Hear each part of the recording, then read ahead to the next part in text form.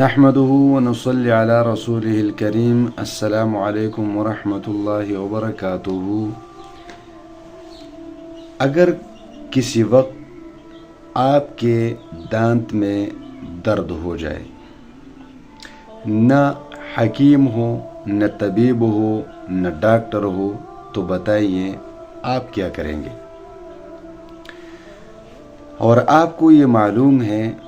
کہ دانت درد ایک ایسا درد ہے کہ آپ نہ کھڑے رہ سکیں گے، نہ لیٹ سکیں گے، نہ بیٹھ سکیں گے، نہ سو سکیں گے، نہ کھا سکیں گے، نہ پی سکیں گے، بلکہ مشکل ہی مشکل، درد ہی درد۔ تو آج اسی چیز سے بچنے کے لیے میں آپ کو دانت درد کا ایک آسان عمل بتاؤں گا کہ اگر آپ کے دانت میں درد ہو جائے یا کسی اور کے دانت میں درد ہو جائے اور نہ حکیم ہو، نہ ڈاکٹر ہو، نہ طبیب ہو، نہ گولی ہو، نہ دوائی ہو، کچھ بھی نہ ہو، تو آپ یہ عمل کریں گے۔ نہ حکیم کی ضرورت پڑے گی، نہ ڈاکٹر کی ضرورت پڑے گی، نہ طبیب کی ضرورت پڑے گی،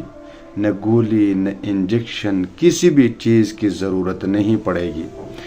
اور آپ جیسے ہی یہ پڑھیں گے تو اسی وقت دانت درد ختم، اور اس سے آپ کو آرام مل جائے گا۔ تو کتنا ہی اچھا ہے کہ ہر کوئی یہ کر سکے۔ تو برائے مہربانی اس کو دھیان سے سن لیجیے۔ دیکھیے، جس دانت میں درد ہو تو اس کو اپنے ان 2 انگلیوں کے ذریعے پکڑ لیجیے۔ مثال کے طور پر یہ ہے تو اس طرح پڑھ لیجیے، اور پھر اس کے بعد الصافات کی اس آیت کریمہ سلام علی نوح فی العالمین، سلام علی نوح فی العالمین، 7 مرتبہ اس آیت کریمہ کو پڑھ لیجئے،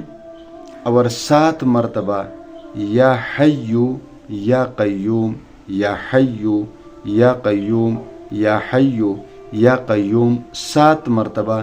اس کو پڑھ لیجئے، اور پھر اس دانت پر دم کر دے،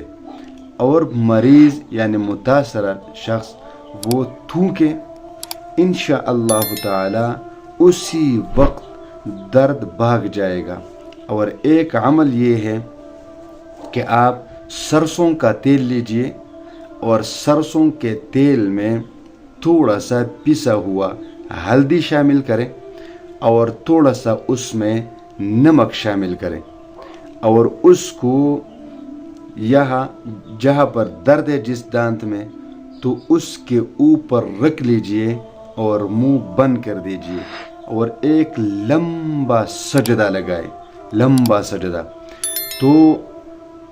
لمبا سجدہ، اور اس میں سبحان ربی الاعلیٰ پڑھتے رہیں۔ 4-5 منٹ کا سجدہ لگا لیجئے، انشاءاللہ تعالی کہ 4 یا 5 منٹ کے بعد جب آپ سجدے سے سر اٹھائیں گے تو آپ کے دانت میں گارنٹی کے ساتھ درد نہیں ہوگا۔